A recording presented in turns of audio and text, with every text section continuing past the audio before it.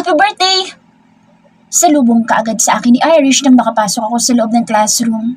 Inaantok na nagpasalamat ako kay Irish. Antok na antok ako na makarating sa classroom. Baka buong klase ako nitong matutulog lang sa desk table. Uy, bakit ka nakatungo lang dyan? Baka makita ka ni Professor. Bulong sa akin ni Irish. Nagla-lecture ang professor namin pero ako nakatungo lang. Pagod na pagod ako at antok na antok pa. Yung hudas kasi sa bahay, pinahirapan na naman ako kagabi. Mahinang sagot ko kay Irish. Sinong hudas?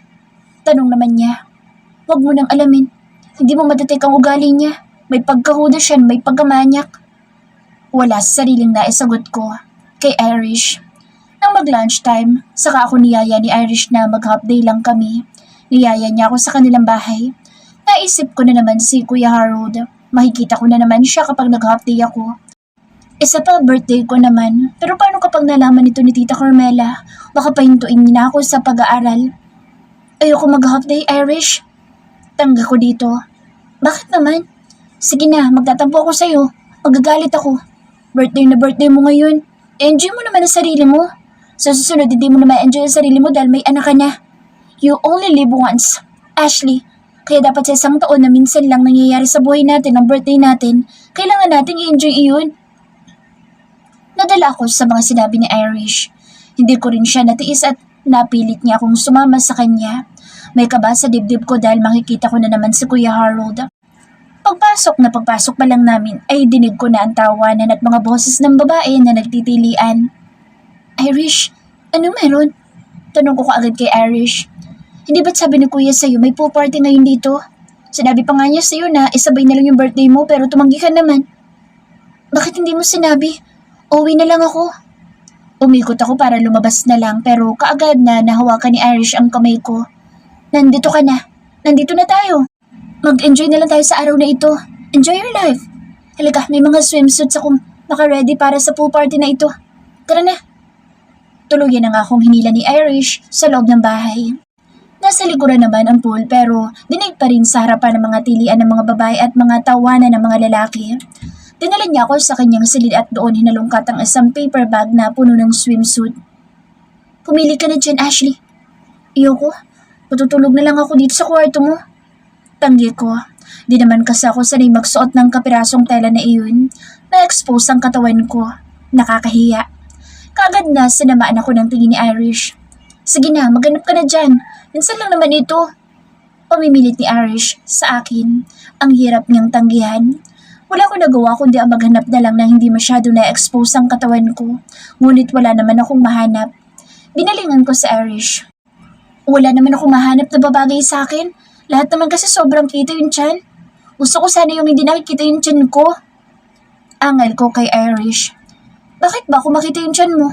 Lahat naman ng babae dun sa pool ganyan ang suot, kaya ano kinahihiya mo? Biglang umiti si Irish. Alam ko na. Nahihiya ka kay kuya, no? Panunokso ni Irish sa akin. Hindi sa ganoon. Buntis na kaya ako. Baka malamigan yung tiyan ko. Isa pa baka mahalata na nila yung tiyan ko. Hindi naman halata eh. Parang hindi ka buntis. Ilang buwan na ba yan? 1.5. Kaagad na sagot ko. Kaya pala hindi pa halata eh. Isa pa, hindi naman judgmental si kuya. Tandaan mo, si kuya ang dahilan kung bakit nagkaroon ka niyan.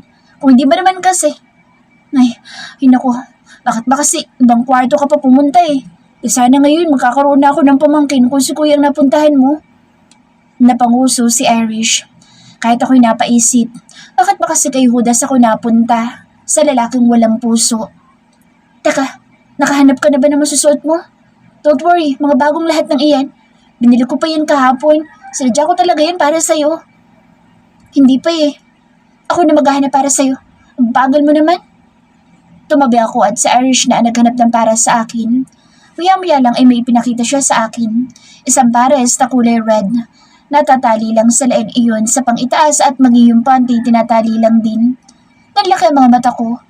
Ayoko niyan. Paano ko aksidenteng mahawakan yung tali niyan? Di nakubaran ako. Tutol ko. Lahat naman ng swimwear ko ganito. Kaagad na napaturo sa Irish sa kanyang damitan. Alam ko na. Meron ako dito, one-piece swimsuit. Buti na lang na itago ko yun. Kaagad siyang pumunta sa kanyang wardrobe. Bumalik din kaagad dala ang red one-piece swimsuit. Ito yung hinahanap mo. Try mo na. Inihagis niya sa akin iyon. Ilang minuto ko pa na tinitigan iyon. Kaya ko kayong isuot ito? Third person POV. I'm on my way to the airport. Sagot ni Aaron sa kaibigang si Harold. Nakapag-video call ito sa kanya. Hindi kasi siya nakadalo sa ginawang pool party nito dahil ngayon ang alis niya papuntang Singapore. Pupuntahan niya lang naman si Lara para suyuin ulit ito. Talaga bang hindi ka na mapipigilan? Talaga bang hindi mo mamumove ang flight next day? Enjoy na si Dylan at Miggy. Kwento ni Harold kay Aaron at inalis ang camera sa mukha nito tinuto kay Miggy na may kasamang chicks at si Dylan naman ay ganoon din. Iiling-iling siyang napasagot dito. No, I can't remove my flight. Gusto ko na makita si Lara. I miss her so much. Sagot niya dito ng may pamilyar sa kanyang nahagip ng camera. Kaagad niya pinatigil si Harold at maging sa pagmamaneho niya inapahinto siyang bigla. Patingin nga ulit sa bandang kaliwa. Utos niya kay Harold. Ang laki naman ng pagtataka ni Harold na sununod ang kanyang gusto. Tinutok ni Harold ang camera sa dalawang babae na masayang nag-uusap sa tabi. Is that Ashley?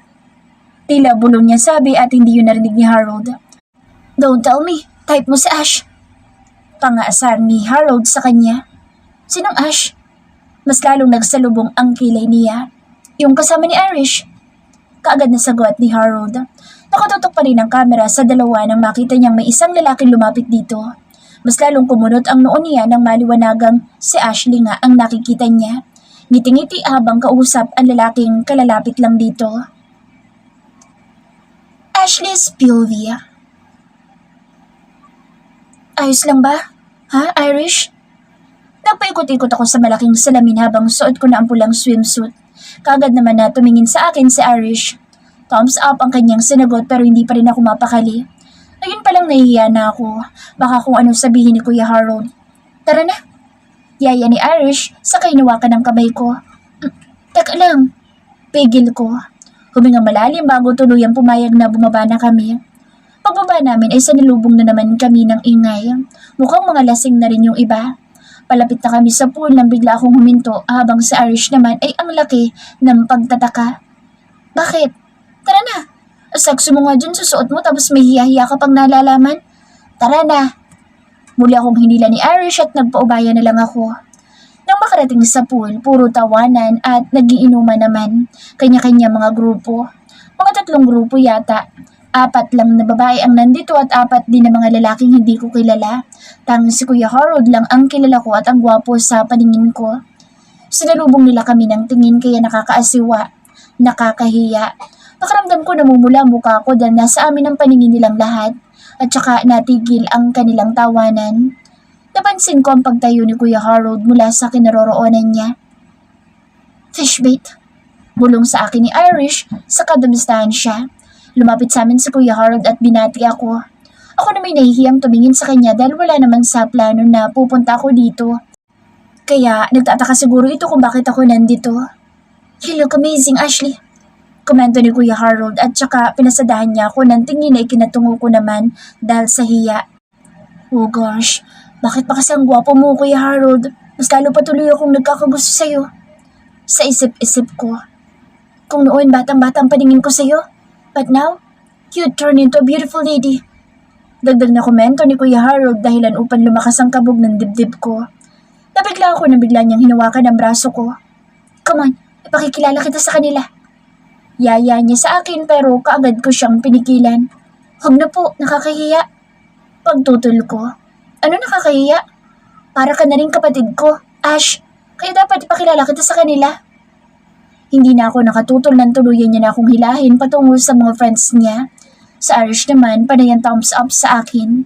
Nandito na din siya nakikipagkwentuhan na sa mga friends ng Kuya Harold niya. Siguro mga close niya na rin ang mga ito. Hello, ladies and gentlemen. This is Ashley. Pakilala niya sa akin. Nakatingin silang lahat sa amin.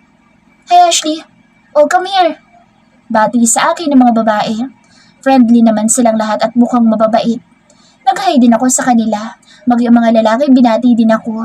Isa-isang pinakilala ni Kuya Harold sa akin ang kanyang mga bisita Kaya nga lang, hindi ko matandaan ang kanilang mga pangalan. Sabi ko sa'yo mababait sila. Biglang bulong ni Irish sa akin. Kumakain na kami dahil nagutom na ako ng sobra pero nakakahiya pa rin. Ito kasi sa Irish, hindi man lang niya sinabi sa akin na may party pala dito. Nang matapos kaming kumain, umupo naman kami sa gilid ng pool. Doon nakababad ang mga paa namin ni Irish habang si Kuya Harold ay may ka-video call sa phone. Kumaway pa nga siya sa amin habang itinutok naman niya sa amin ang kanyang camera. Sayang, hindi mo nakita yung isa pang kaibigan ni Kuya. Biglang sabi sa akin ni Irish. Kaibigan? Sino? Si Kuya Air. Naputol ang gustong sabihin ni Irish nang biglang may magsalita sa amin likuran. Hey ladies! Isang lalaki na may dalang wine. Yes, masungit na sagot naman ni Irish sa lalaki. Sungit talaga ng kapatid ni Harold. Sa lahat ng kaibigan ng kuya mo, ako lang itong sinusungitan mo. Natatawang sabi ng lalaki kay Irish. Sa Irish naman ay humahaba na ang uso kaya natawa na rin ako. Ano bang meron? Ang pangit mo kasi. Kagad naman na sabi ni Irish. Ako pangit? Sino nagsabi sa'yo niyan? Alam mo, iniisip ko na lang na bulag ka. Hindi mo makita ang kapugian ko. Sabi naman nito, mas lalo akong natawa. Umalis ka na nga. Masungit ulit na sabi ni Irish. Hindi naman ikaw nilapitan ko Ito si Ashley. Turo sa akin ng lalaki. Palihim ako natatawa dahil sa bangayan nilang dalawa. Bumaling ang tingin ng lalaki sa akin. Ashley, wine. Sasali na sana siya ng wine sa baso nang pigilan siya ni Irish. Hindi siya pwede uminom kaya pwede ba umalis ka na? Sinisira mong gabi namin ang kaibigan ko. Muli pagsusungit ni Irish dito. Natawa na lang ang lalaki sabay tayo. Pumalakpak na nga. Grabe ang sungit talaga. Paano kaya kita mapapaamo? Siguro, mapapaamo kita kapag hinalikan kita. Sabi nito na ikinataas ng kilay ni Irish. In your dreams. Sagot naman ni Irish. Tara na nga, Ashley. Nasisirang gabi ko sa kumag na yan. Hinila niya akong palayo sa lalaking kinaiinisan niya. Nang makalayo ay tinanong ko naman siya dahil naintriga ako sa kanilang dalawa. Bakit ka ba galit na galit dun? Paano kasi? Gusto siya ipakasal sa akin nila mommy. Halata pa rin ang inis sa mga salita niya. Ikakasal ka? Bakit hindi mo sinabi sa akin? Hindi pa naman. Hindi pa naman sigurado iyon. Sisiguraduhin kung hindi ako makakasal sa kumag na iyon. Muli ay binalingan niya ito ng tingin. Kumaway lang ang lalaki sa amin. Tingnan mo, kapal talaga ng mukha. Gusto ko pa sanang tanungin sa Irish about sa lalaking iyon pero hindi ko na lang itinuloy. Umupo na lang ulit kami sa tabi. Bakit kaya hindi tayo maligo? Tara na sa pool. Pagyaya sa akin ni Irish pero tumanggi ako. Nilalamig na kasi ako dito sa suod ko at kapag nabasa pa ako mas lalo akong lalamigin. Ayaw mo pang maligo? Nilalamig na kasi ako. Ikaw na lang muna. Tanggi ko. Sige. Enjoy ko muna sarili ko sa pool. Sinundan ko na lang ng tingin ang likod niya habang papalapit sa pool. Ilang minuto din akong nanonood kay Irish nang may biglang magsalita sa tabi ko. Nabigla ako nang makita ko si Kuya Harold. May dalang jacket. Nandito ka lang pala, Ash. Kanina pa kita hinahanap. Alam ko nilalamig ka na kaya isuot mo muna ang jacket ko. Binigay niya sa akin ang kanyang leather jacket. Maya-maya lang ay may lumapit sa amin na babae na may dalang cake. Happy birthday, Ashley. Bati sa akin ni Kuya Harold. Akala ko hindi niya na ako babatiin. Maraming salamat, Kuya Harold. Kaagad na pasasalamat ko sa kanya. Huwag mo na akong tawagin, Kuya. Harold na lang, okay? Okay. Marahan ako ng tumango. Nakakapanibago lang dahil pinapansin niya na ako ngayon. Noon hanggang bati lang siya sa akin ng hi, hello. Pero ngayon hindi lang bati ang ginawa niya sa akin kundi isinuot pa niya sa akin ang kanyang jacket. Binigyan niya din ako ng regalo at cake. Salamat sa regalo at pa-cake niyo ko. Harold pala. Nahihiya pang sabi ko. Ngumiti lang ito sa akin. Gusto mong maglakad-lakad? Huh? Lumakas lalo ang kabog ng dibdib ko. Narinig ko na naman sinabi niya pero nagkunwari akong hindi ko narinig. Kaya lang parang gusto ko na magbanyo. Puputok na yata ang pantog ko. Ang dami ko kasing nainom kaninang tubig. Teka lang Harold magbabanyo lang ako sandali. Paalam ko sa kanya. Bigla siyang natawa. Go ahead Ash.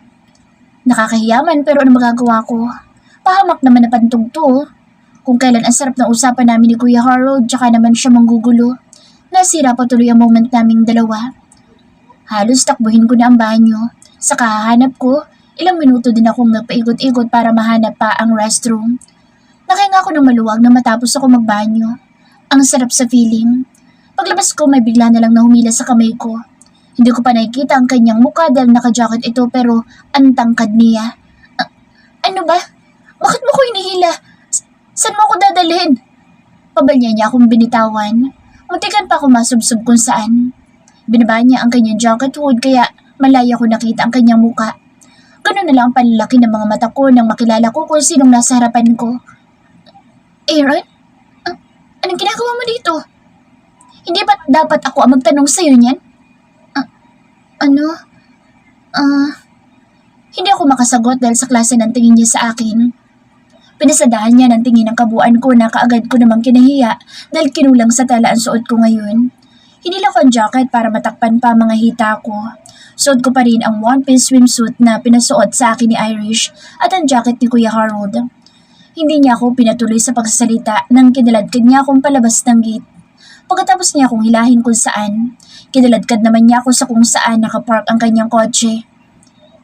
Teka, saan mo ako dadalhin? Kinakabahan na tanong ko sa kanya. Third person's POV. What the fuck? Ano naman ginagawa ng babae yun sa pool party na ginanap sa bahay ni Harold? Naghahanap pa siya ng lalaking mayaman bago alisan ako sa poder ko? That will never happen, Ashley. I'm not done punishing you yet. Baka naman naghahanap ka na ng lalaki mag-aalis sa'yo sa poder ko. Inis na itinapon ni Aaron sa likod ng phone pagkatapos niyang makitang nag-e-enjoy si Ashley sa pool party. Paano ka naman napunta sa bahay ni Harold? Hindi kayo nagbebenta siya ng katawan para magkapera at makabili ng bagong phone? Shit, what do I care? Shit, no one can touch her except me. Ashley, you're always pain in the ass. Madiin niyang bulong. He canceled the flight after seeing Ashley at the pool party. He drove the car back. Hindi niya hayaang maging masaya si Ashley sa pool party ng mga kaibigan niya. Damn it, Ashley. Naihampas niya ang kamay sa manibela nang maalalang nakasuot lang ng one-piece red swimsuit ang babaeng kinaiinisan niya. Ashley, palagi mo nila akong ginagalit. This time, hindi ka na makakaligtas sa akin. He almost flew the car just to reach Harold's house. Hindi lang umabot ng 30 minutes, narating niya na rin ang bahay ni Harold. Pinapasok naman kaagad siya ng car dahil kilala nito ang kanyang kotse. Pagpasok, ipinarada niya kaagad sa tapat ng bahay ang sasakyan at nagsuot ng jacket. Tinakpan niya rin ang kanyang muka gamit ang hood ng jacket. Hindi siya pwedeng makita ni Harold. Nang makarating sa pool, sinalubong siya ng ingay. Malayo pala kitang-kita niya na ang babaeng sumira sa buhay niya. Si Ashley at Harold magkausap. Masayang-masaya si Ashley habang kausap ang kaibigan niyang si Harold. Anong meron sa kanilang dalawa? Kumunot kaagad ang noon niya nang makitang may lumapit sa kanilang babae at ibinigay kay Harold ang cake at meron pang kasamang regalo. How cheap, Harold. Ano naman yung regalo mo sa babaeng yan? Ilang minuto niyang palihim na pinapanood ang dalawa. Habang pinapanood niya ang mga ito, ay hindi rin maipintang inis niya habang nakikitang masaya si Ashley. At talaga nagpapakute ka pa sa kaibigan ko? Inis na sambit niya habang pinapanood ang dalawa. Finally, he found an opportunity. Umalis si Ashley mag-isa. Pumasok ito sa restroom. Ilang minuto din siyang naghintay na makalabas ang dalaga. Nang makalabas ay kaagad niyang hinila ang kamay nito. Pagtataka at pagkagulat na naging reaksyon ni Ashley sa biglang paghatak niya dito sa kung saang lugar na madilim. Ashley's POV. Aaron! Nasasaktan ako! Sigaw ko dahil kinakaladkad niya na akong palabas. Nakita ko ang sasakyan niyang nakaparada sa harapan ng bahay nila Harold. Habang hinihila niya ako ay panay naman ang tingin kong pabalik sa pool. Pabalya niya akong binitawan at tumama ako sa bintana ng kanyang kotse. Mabuti na lang na itukod kong aking braso kaya hindi ako masyadong nasaktan. Himas kong aking braso nang harapin ko siya. Ano ba? Ano naman bang kasalanan ko sa'yo? Bakit mabigla ka na lang sumusulpot at hihilahin ako tapos kakalad ka rin pa? Pagkatapos pabalya mo pa akong bibitawan. Inis na sigaw ko sa kanya. Sumusobra na siya. Wala akong ginawa sa kanya pero bakit bigla na lang siyang nagagalit sa akin ng walang dahilan? Alam ko may kasalanan ako sa kanila ng fiancé niya pero hindi naman dapat ganito ang trato niya sa akin. Bakit mo tinanggihan ang celebration na ibinigay sa'yo ni Mom? And then, I'll see you here having fun with the boys? Umigting ang kanyang mga panga habang nakatingin sa akin. And what the hell? Tinignan niya ang suot ko. Lumapit siya sa akin at saka pilit na hinuhubad ang jacket na pinasuot sa akin ni Harold. Ano ba? Kay Kuya Harold ang jacket na to? Bakit mo ba hinuhubad? Pigil ko sa ginagawa niya. Mas lalong umigting ang kanyang panga. Tuluyan niyang nahubad ang jacket at itinapon iyon sa kung saan. Sanundan ko na lang ng tingin yung jacket. Pupulutin ko sana nang pigilan niya ako. Huwag mo nang pupulutin yan or else. Natigilan ako sa banta niya. Get in! Maotoridad niyang utos sa akin. Tinuro niya ang kanyang kotse. Ayoko. Pagmamatigas ko. Papasok ka? O mapipilitan akong kalad ka rin ka ulit papasok sa loob ng kotse ko. Kita ang galit sa kanyang mga mata. Napalunok ako. Ayoko. Pagmamatigas ko pa rin. Pilit na naghahanap ng malulusutan para makaalis sa kanyang harapan. Nakita ko ang pagkuyom ng kanyang kamao. Kinabahan akong bigla pero dahil sa takot kung sakaling niya na naman ako, nakahanap ako ng malulusutan kaya medyo nakatakbo kong palayo sa kanya. Ngunit hindi sapat ang takbo ko dahil naabutan niya ako tinatak na naman. Sa pagkakataong ito, ipinasok niya na ako sa kanyang kotse at pabalya lang naman na binitawan. Tumambad sa kanyang harapan ang aking mga hita. Napalunok ako nang titigan niya iyon sandali bago isinarado ang pinto ng kanyang kotse.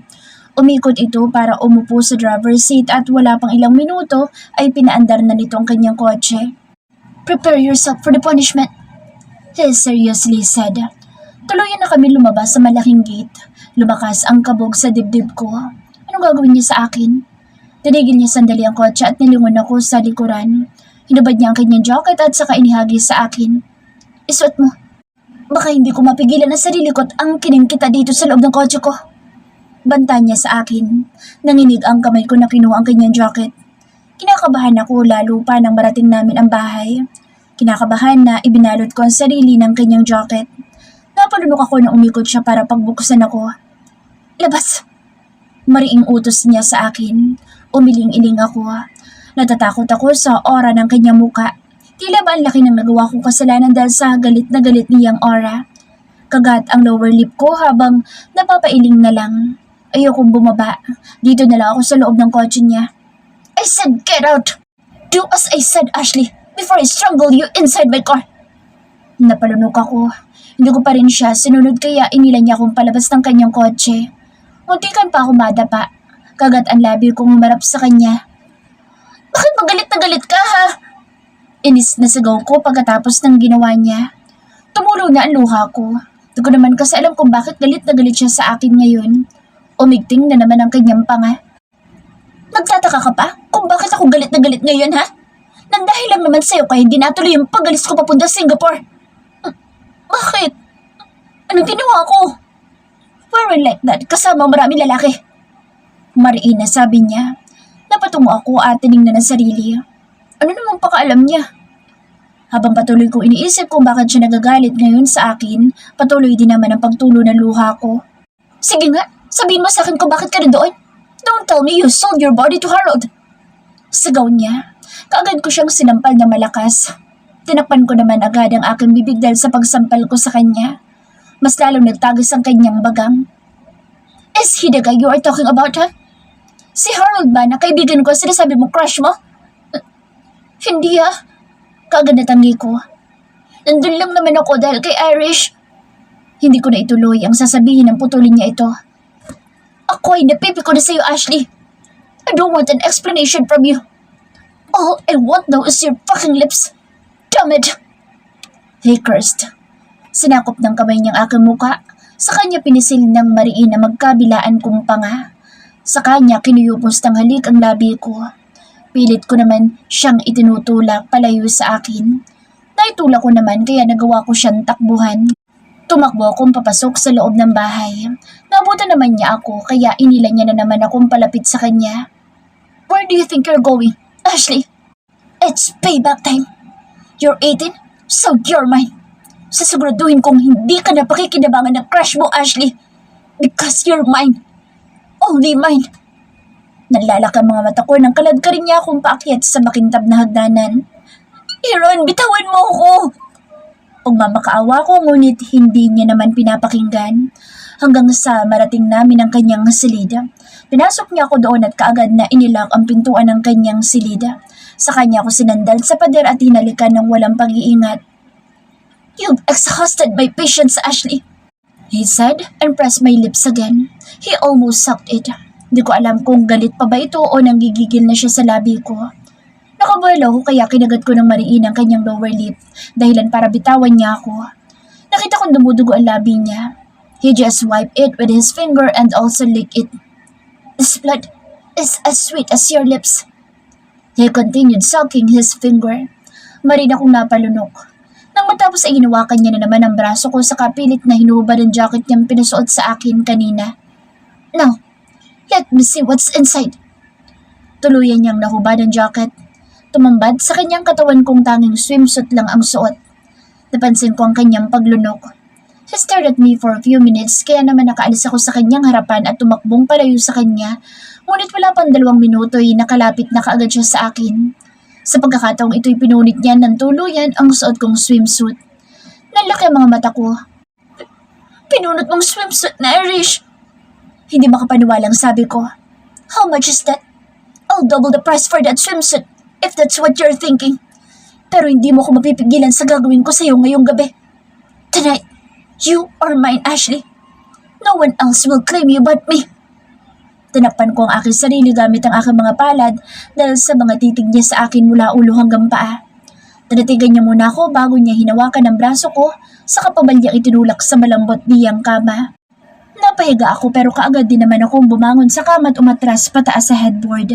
Pero wala pa rin ang pagtaas ko dahil naabot pa rin niya ang mga paa ko. Kaya inilay niya ako at pinalapit sa kanya. Hanggang sa daganan niya na ako. Napuno na luha ang pisngi ko sa mga oras na ito. Wala kang puso. Umiiyak ko sabi sa kanya.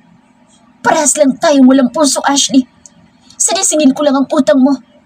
It's your fault why I'm like this. Sabi niya.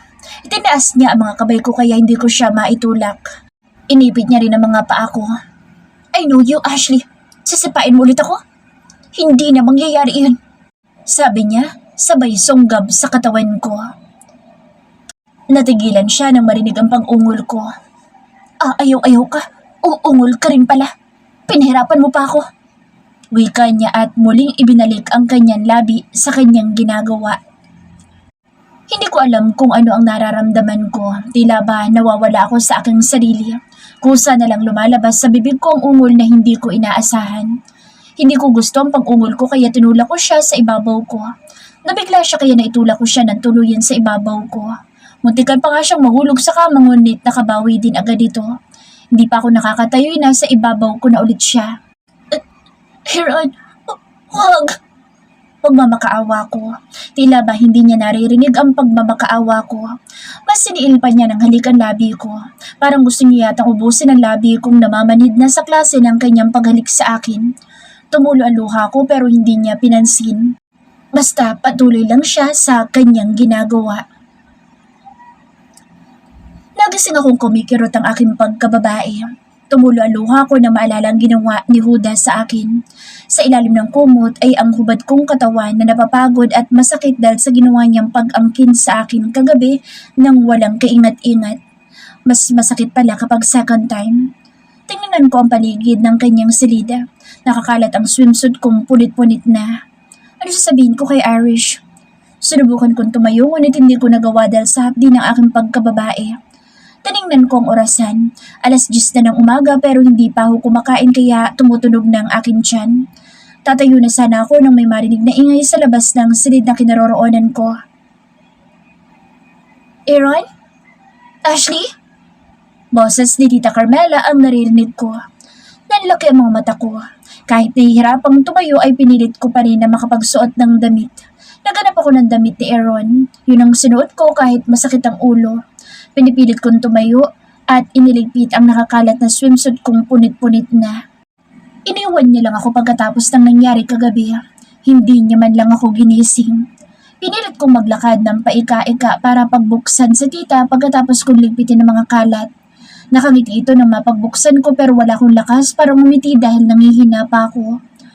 Pinilit ko pa rin ang umiti. Kayo po pala, tita? Nangihinang sabi ko. Pinilit ko maging okay.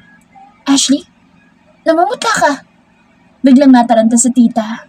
Ako, na walang lakas ay inalalayan niya. Ano bang nangyari at namumutla ka? Nasaan ba si Aaron? Tinanong pa niya sa akin ang anak niya. Hindi ko rin alam. Pagkagising ko'y wala na siya. Baka nasa office na. Ani ko sa isip ko.